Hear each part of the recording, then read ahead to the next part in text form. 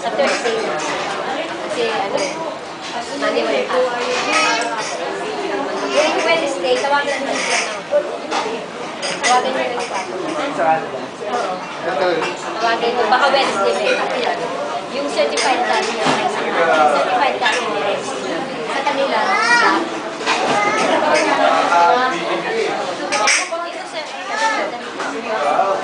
para